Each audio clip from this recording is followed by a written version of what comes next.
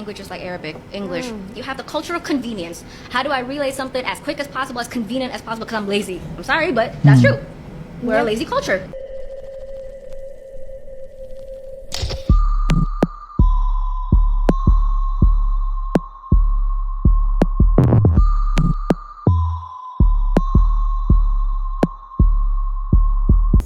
Halo baik pagi, siang, sore, atau malam jam berapapun kalian nonton video ini. Selamat datang di channel Mamang 2 biasa. Balik lagi dengan Mamang Rahman di sini ya bay. Oke bay, hari ini gue bakal ngebahas dua hal yang lagi rame di internet kemarin gitu ya. Seperti kasus selebgram yang bilang Indonesia miskin kosakata. Dan ada orang yang gak tahu diri.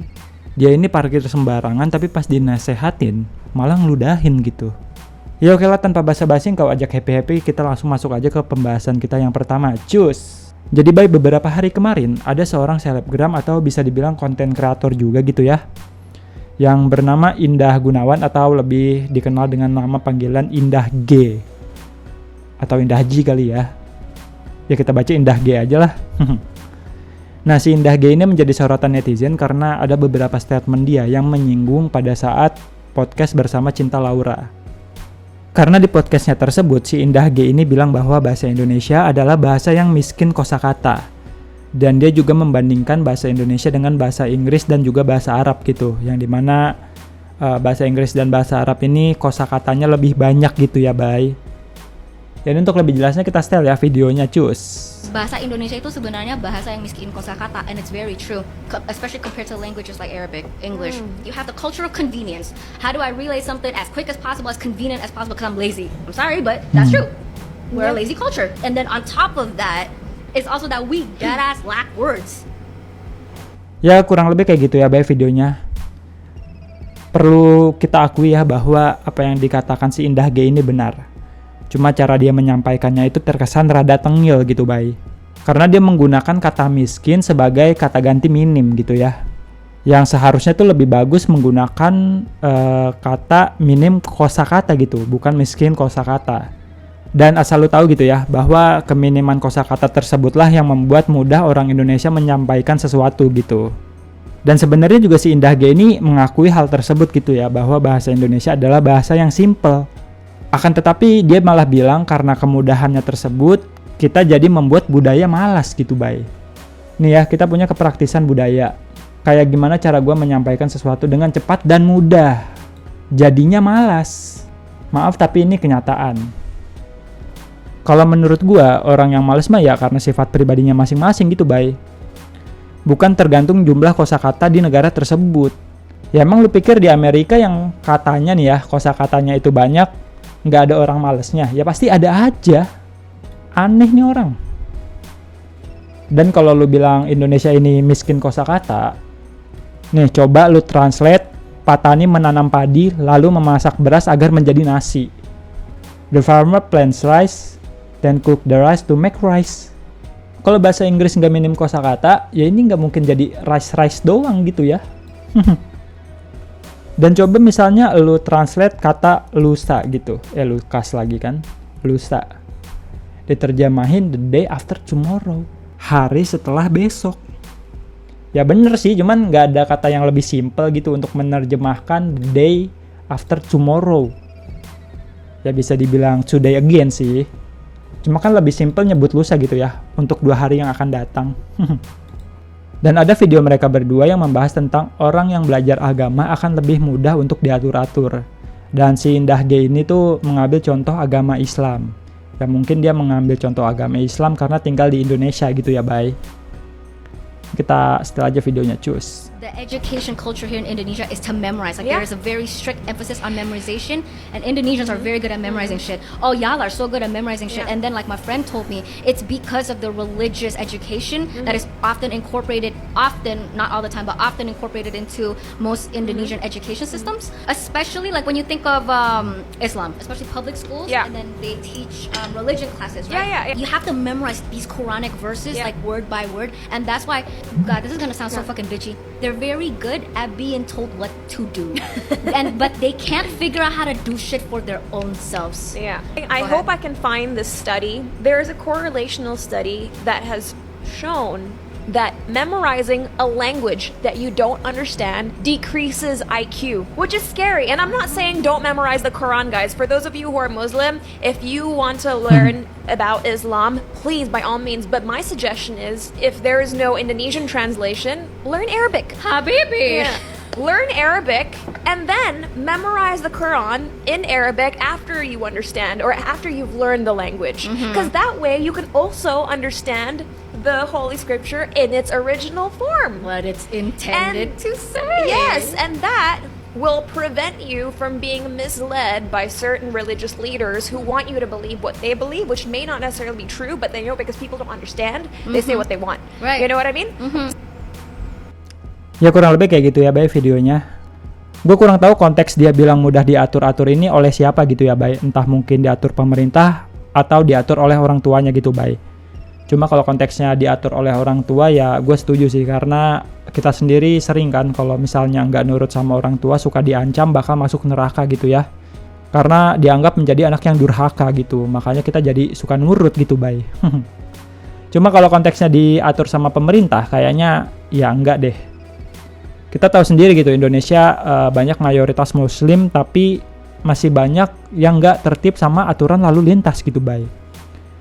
Beda sama negara Jepang gitu ya, yang dimana warga negaranya itu tertib sama aturan pemerintah, yang padahal warga negara Jepang sendiri adalah negara dengan mayoritas penduduk tidak beragama gitu atau ateis. Jadi gue masih bingung nih konteks si Indah G bilang mudah diatur-atur itu dalam hal apa gitu Bay. Dan untuk Bacinta, kita yang beragama Islam membaca Al-Quran biasanya dengan tujuan mendapat pahala. Karena satu huruf yang ada di Al-Quran bernilai 10 kebaikan yang kita dapat gitu. Dan memang benar alangkah baiknya membaca Al-Quran dengan terjemahan apalagi dengan tafsiran gitu ya. Agar kita mengetahui makna dari surat atau ayat yang kita baca. Cuma kalau untuk disuruh belajar bahasa Arab dulu baru baca Al-Quran kayaknya nggak perlu gitu. Ya memang benar Al-Quran menggunakan bahasa Arab, akan tetapi bahasa Arab yang digunakan adalah bahasa Arab Fusha gitu. Ini gue kurang tahu gimana bacanya, Fusha atau Fusha gitu ya Bay. Mungkin dari lo yang tahu bisa bantu gue di kolom komentar. Dimana bahasa Arab Fusha ini adalah bahasa Arab dengan sastra tingkat tinggi gitu. Dan banyak juga orang Arab yang bisa membaca Al-Quran tapi tidak tahu maknanya gitu Bay. Dan untuk sebagai contoh di Indonesia sendiri ada kan bahasa yang cukup asing di telinga masyarakatnya gitu. Kayak kata arunika, kidung, amerta. Atau mungkin simpelnya lu tahu lagu Asmalalibrasi nggak? Yang lagunya tuh kayak gini. Asmara telah terkalibrasi frekuensi yang sama. Aduh gue gak apa lagi. Ya intinya di lirik tersebut tuh banyak menggunakan bahasa-bahasa yang masih terdengar awam gitu ya sama orang Indonesia sendiri. Padahal itu adalah bahasa Indonesia gitu Bay. Nah kurang lebih bahasa Al-Quran kalau di orang Arab kayak gitu ya Bay. Masih asing di telinga mereka juga gitu.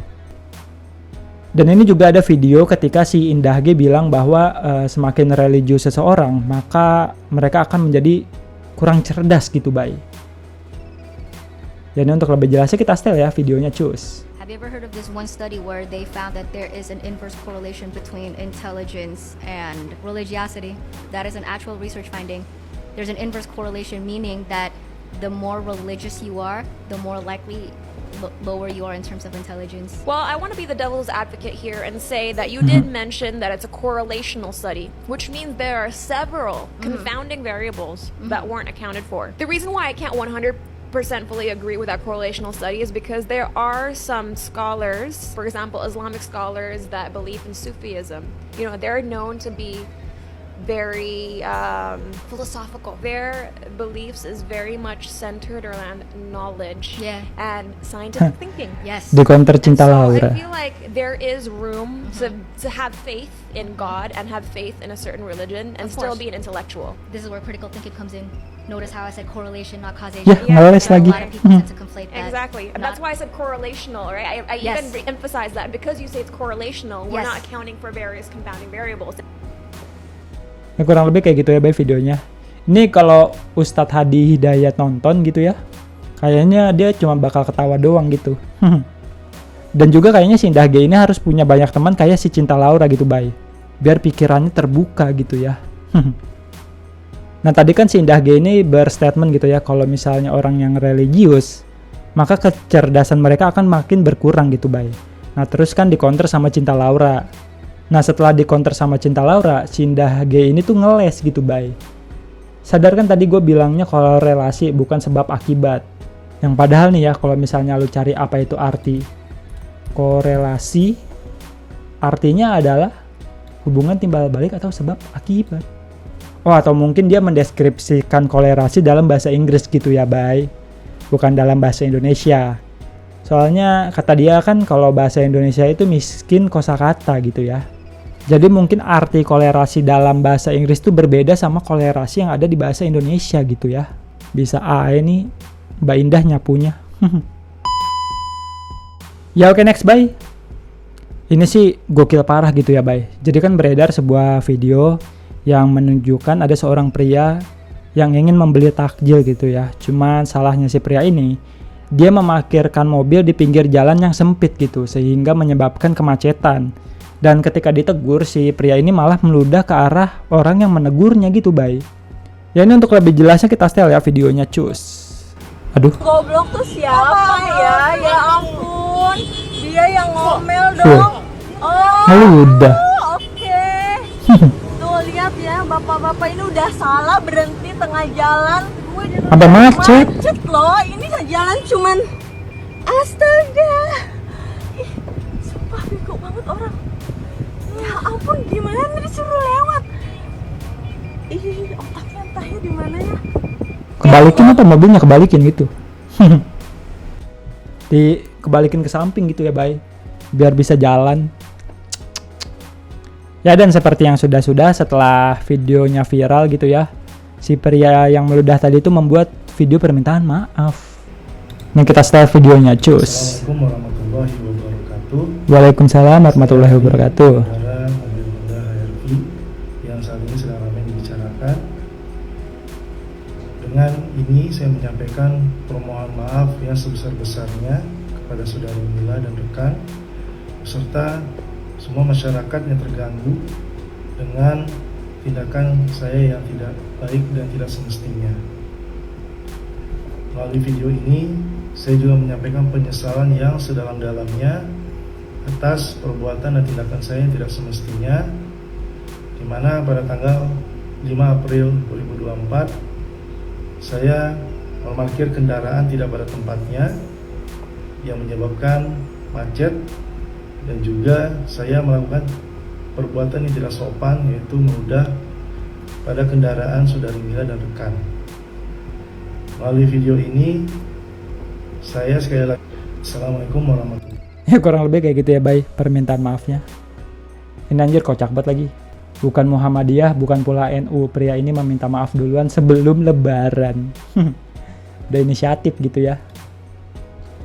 Ya apapun omongannya, minumnya tetap ludah sendiri.